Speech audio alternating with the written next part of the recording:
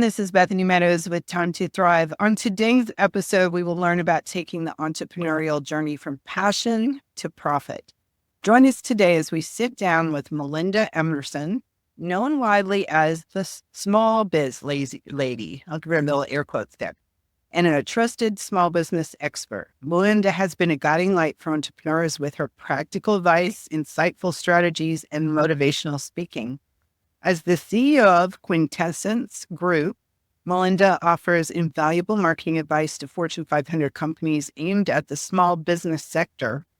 And she is also the driving force behind the acclaimed Small Biz Lady University, providing courses designed to help entrepreneurs excel in the digital world. An author of several best-selling books, Melinda's approach simplifies the entrepreneurial journey, making business success accessible to everyone. Welcome to the show, Melinda. Thank you for having me, Bethany.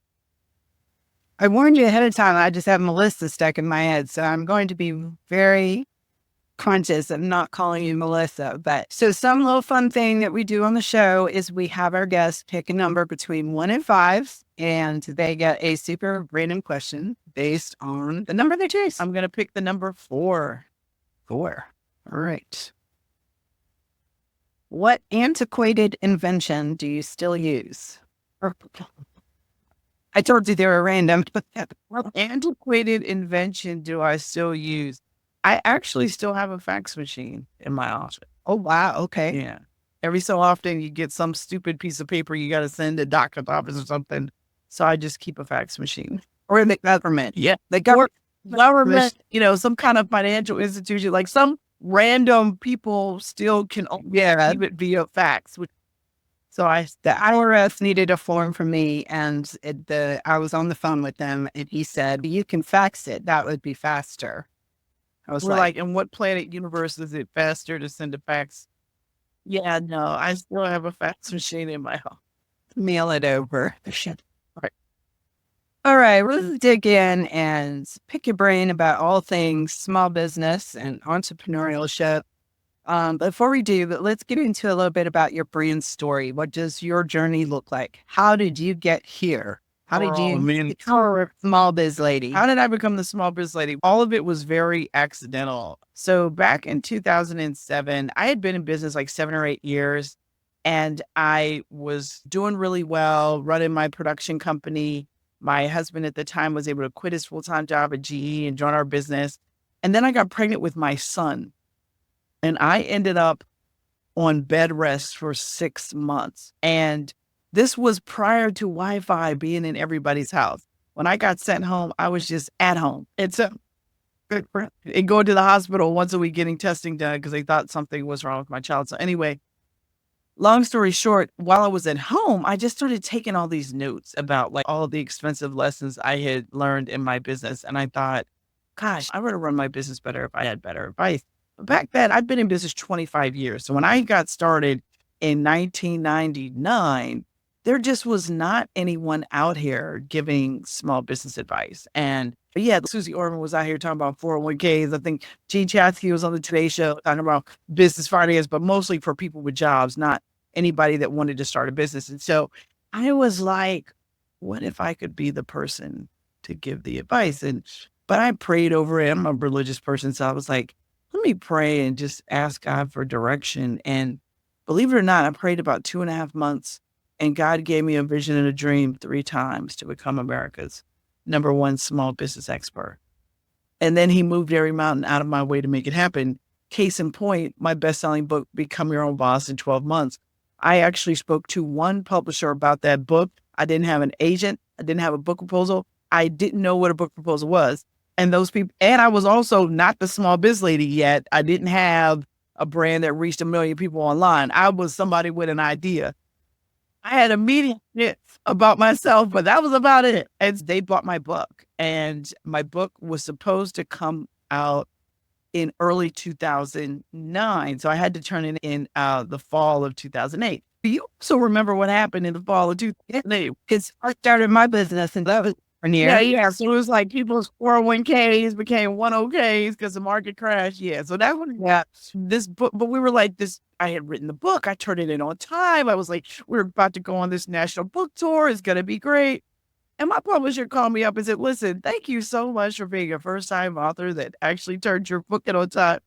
But we don't think anyone's thinking about entrepreneurship right now.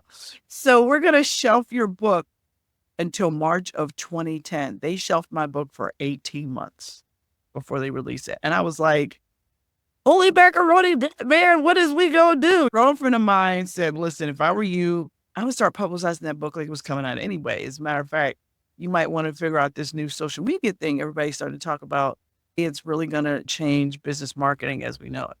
And I was so busted and disgusted by this time. I didn't even want to think about that book. If somebody asked me about it, I honestly could give them a 10-minute cursing rant about it. But I hired a woman who knew as much as anyone knew about social media at that time. And she said, I know what we're going to do. And I was like, what is we going to do? And she said, we're going to go out on Twitter and build your brand. And I remember saying, what is Twitter? I didn't even know what she was talking about. So anyway, she was like, don't worry about it. Don't worry about it. We just need to get you an account and I'll teach you how to use Twitter. And I was like, okay. So the date came for me to get my Twitter account. I go to twitter.com. I put in Melinda Emerson and I get this polite notice back. This name is already taken. Now, I have to tell you, my name is not common. I've met 6 other adult Melindas like in my whole life. So the fact that there was another Melinda Emerson that heifer had gotten to Twitter before me was an outrage. It was an outrage. But anyway, so my girlfriend was like, look, we got to come up with a nickname for you. And I said, a nickname? You mean Mindy or Melly Mel or something? And she said, no, fool, you're not a rapper. I'm not trying to give you a name like that. And she said, we got to give you a name that tells people who you are and what you do. And that was the day I became the small biz lady. And what was wonderful, that was the best branding accident that ever happened to me. But it was very much an accident. I wish I could tell you that I had paid this big marketing firm and we did all this research. No, it was a 2-minute conversation between she and I on the phone, and I became a small biz lady that day.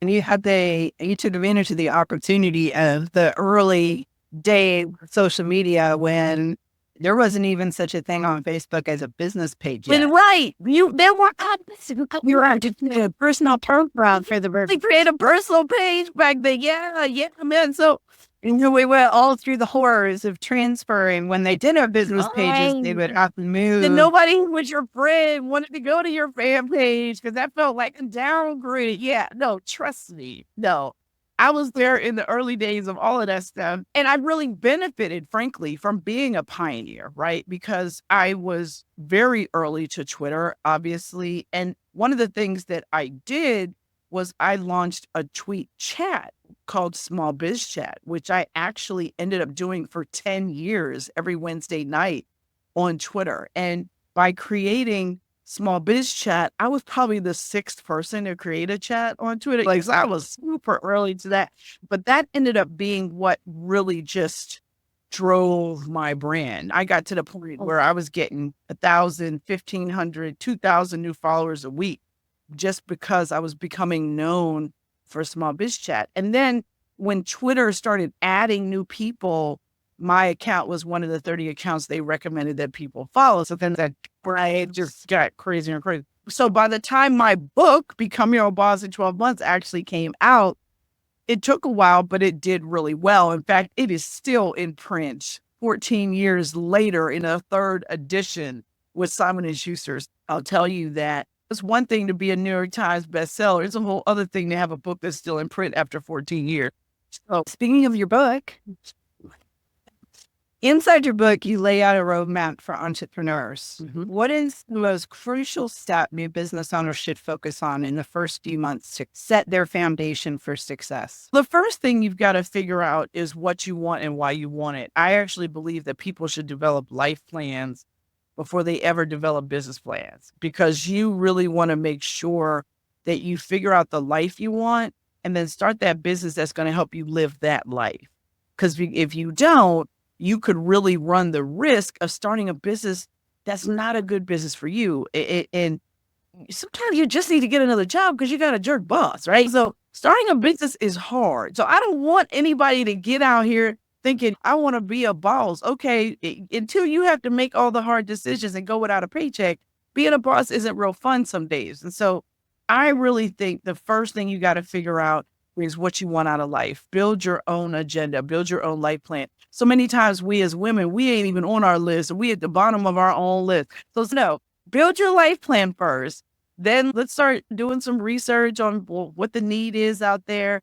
And then you got to figure out how you're going to pay for it, because despite what people believe, the money to start your business is going to come from your right or your left pocket.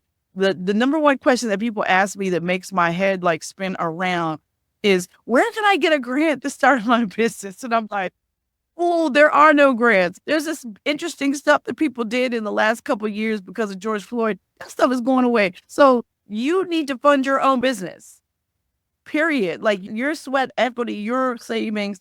People who have savings have options. And so that's the next thing you got to figure out. What do you have to invest in a business? And then you got to be like, okay, what skills do I have versus what skills do I need to run this kind of business? And the only way you really learn that is if you go work part-time for a business like the one you want to start, so that you really know what the deal is. Don't start a bakery because you like to bake, because that's 1/3 of running a bakery. So you got to really understand, what does it take to run a restaurant? What does it take to run a bakery? What does it take to run a video production company? I worked 2 days a week for almost a year for another production company before I quit my job in TV news and started my company. My first company was actually a video production company. So you got to learn the business. Like, I knew how to tell great stories. I had no idea how to bid a job. You know what I mean? So that's the stuff you got to go learn. Then you got to figure out who that niche customer is. If you want to sell to everybody, basically you're selling to nobody. So you've got to figure out who it is that you're specifically going to focus on. And then you got to start with a business plan.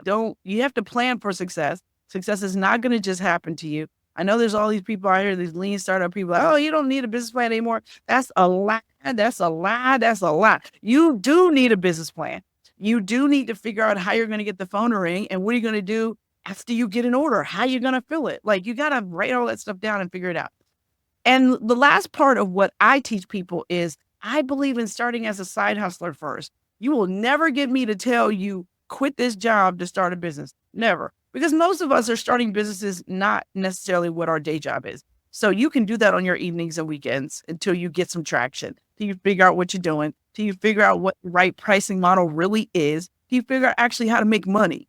And then once you figure that out on a consistent basis, then it's time to look at how you can ease your way out of a job. But I never tell people to quit a job to start a business, because it's just really hard. Yeah. And yeah. And there's so much online that is saying, hey, buy my course on how to start a business in 3 easy steps and make 100 million in your first year. Oh yeah. All those Instagram sensations that want to sell you their stuff, please. Those people are not making any money. So do not listen to them. And they haven't done it. So unless they've done it and got real receipts and real people that you can go talk to that they help do it too, do not spend your money with these people that are only one step ahead of you. Do not do that. They can't really help you.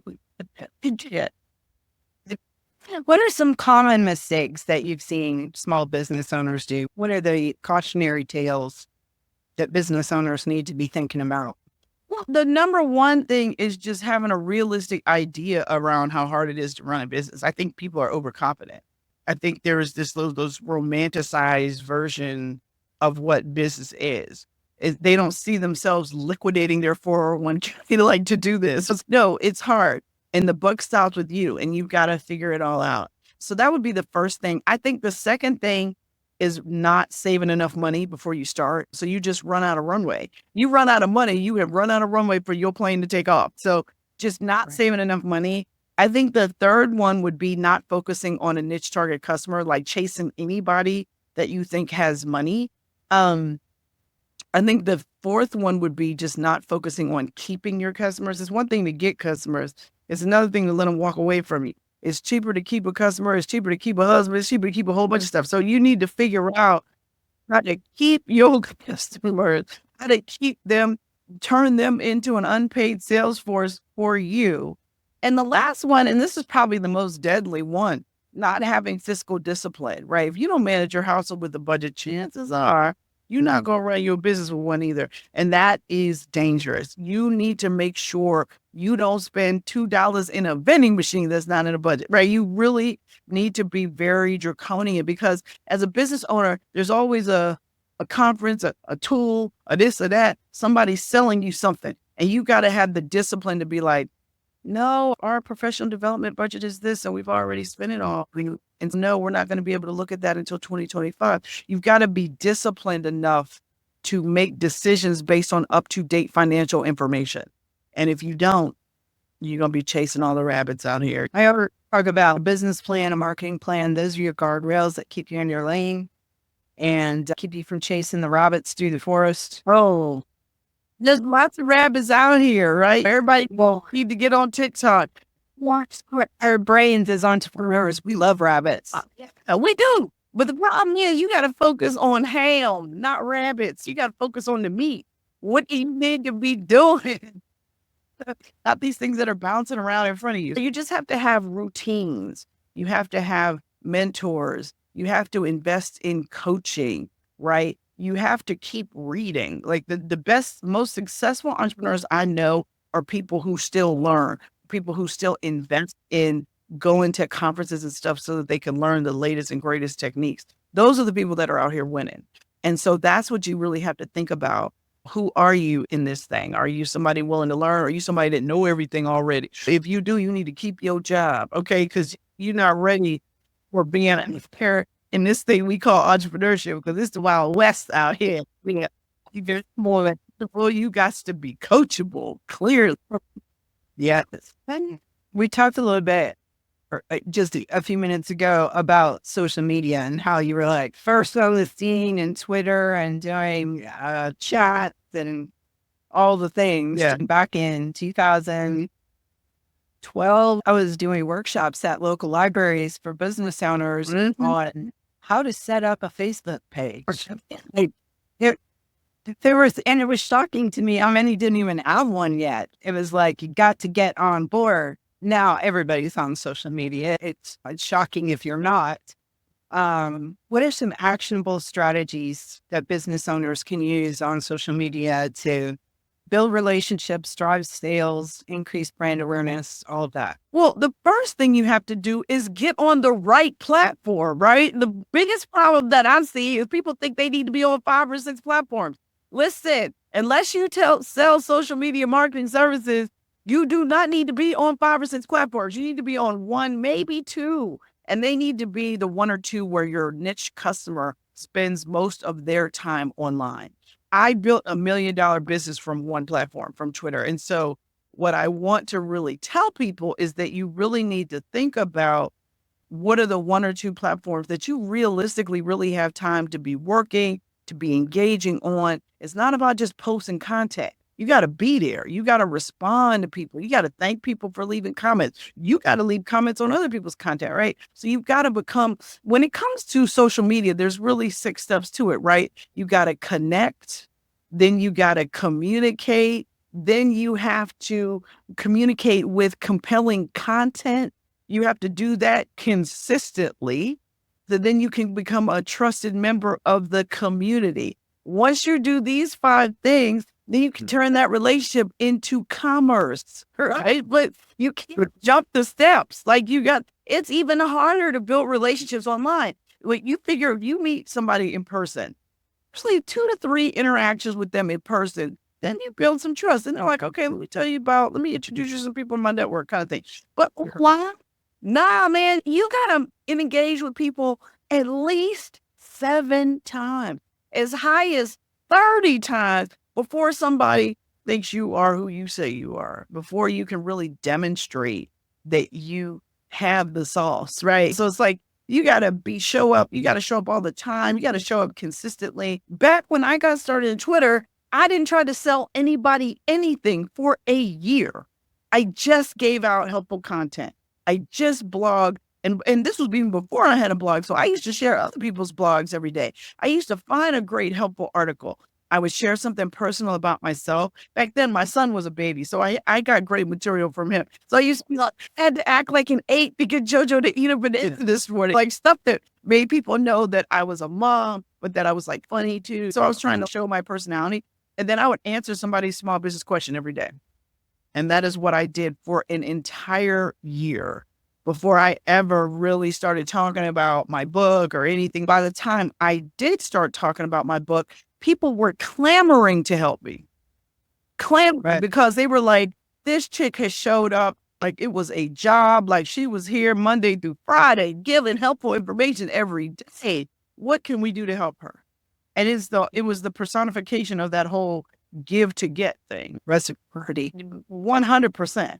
And so those people, there were lots of people that helped me. Lots of people who begged me to do a review of my book on their blog. Just, you can't even imagine that now. But people were like, oh my gosh, Liz got a book coming out. We got to support her. We got to help her. And that's what happened. Yeah. I think that's probably the number one change in marketing over the past 20 years has been 20 years ago, we were still doing TV and radio. Oh, either words. And right. And newspaper ads. And it was about, here we are, and this is what we do. Mm-hmm. Now, nobody cares. Nope. Nobody cares who you are and what you do. Because there's lots of people who do what you do. Whole bunch. They want to know your why. They want to know why you do what you do and see if that aligns with their values. Because people want to support companies that they feel good about. 100%. Yeah.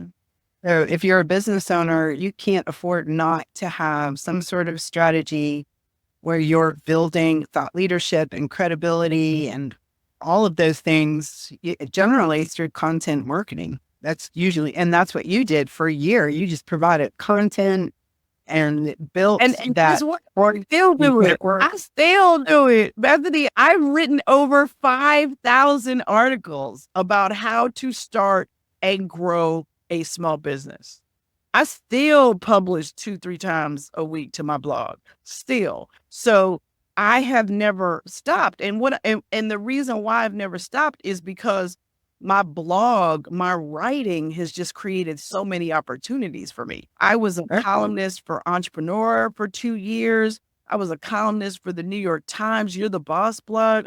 And all of those editors said they read my blog for a year before they ever called me. So I know that there's power in consistency. I've never put a piece of junk up on my blog. It's really about thinking about what you want to accomplish, what you want to be known for, and really getting clear about those things. And once you get clear, it just makes everything easier. So yeah, I think you're a good person to ask this because this is something that we've had to deal with in the agency.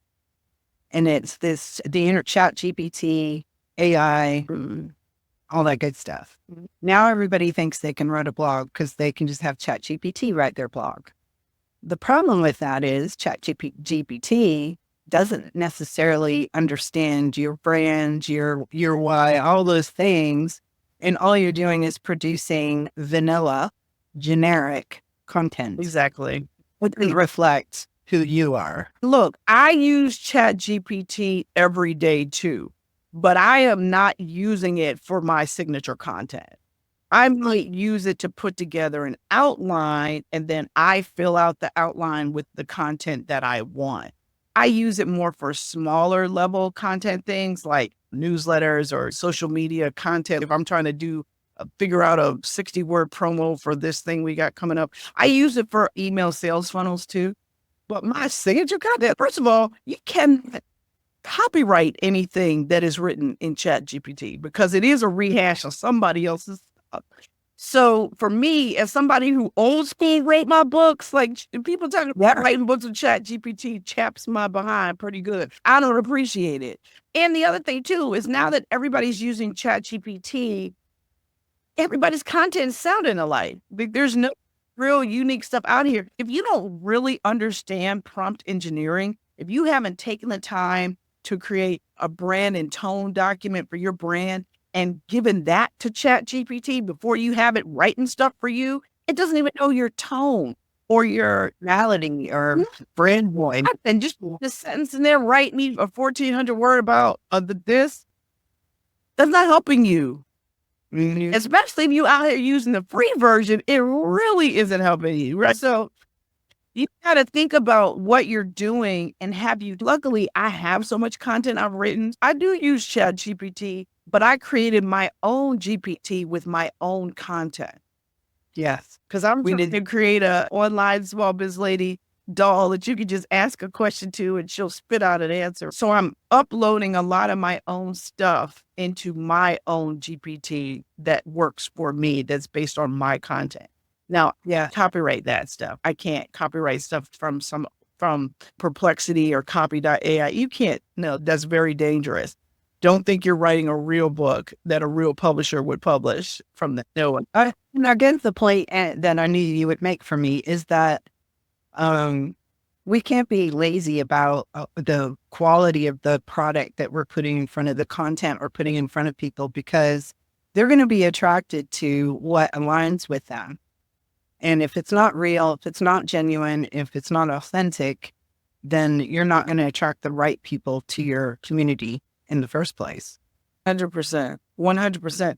And that's why it is so critical that you think about it with intention. What is it that you want people? Are you just putting out content just to put it out?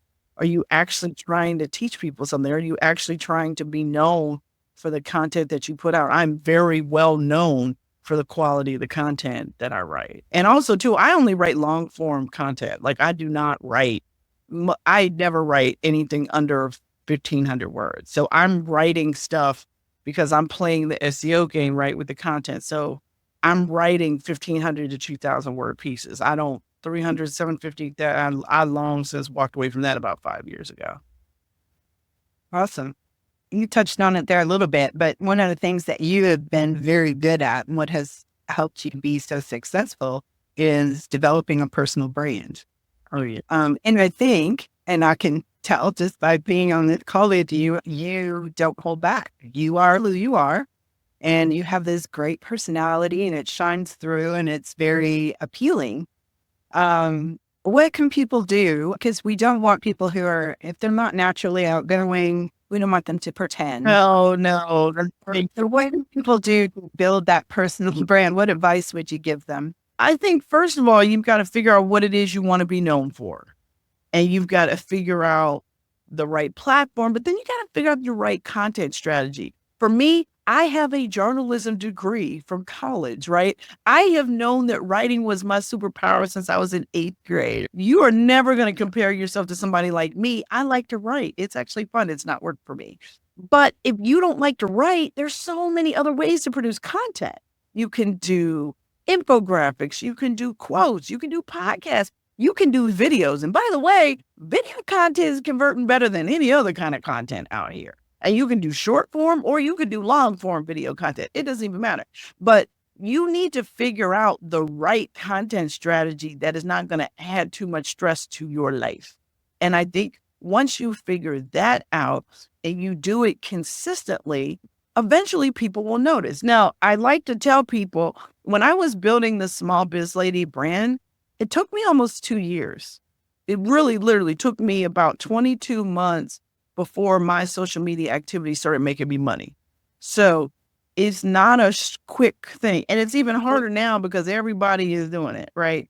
So, but you can still rise above the fray. And the reason why is because the world is still waiting on a better mousetrap, right? If you write good content, if you do something that is really interesting, really funny, you do it on a consistent basis, the world will find you. I promise. And it doesn't matter where your door is. It can be in Cambodia. It could be in Guyana. It does not matter. If you're doing something of value and you're helping people and you're doing it in a new and engaging way, oh, the world's waiting on that. The world is waiting on it. So don't feel like, oh, I wish I had started 25 years ago. Look, you didn't. That's okay. But if you start out right now, doing something consistently, a lot of people don't win because they give up too soon. I worked Twitter like a job for almost 2 years before it made me any money. Trust me. And I had all kind of people in the background telling me I was stupid for doing it. what is this? What is this Twitter thing? I remember my ex-husband used to squish up his face. Go out on Twitter. That's where you get your love from. Go talk to them people. Yeah, guess who my number one hater is now?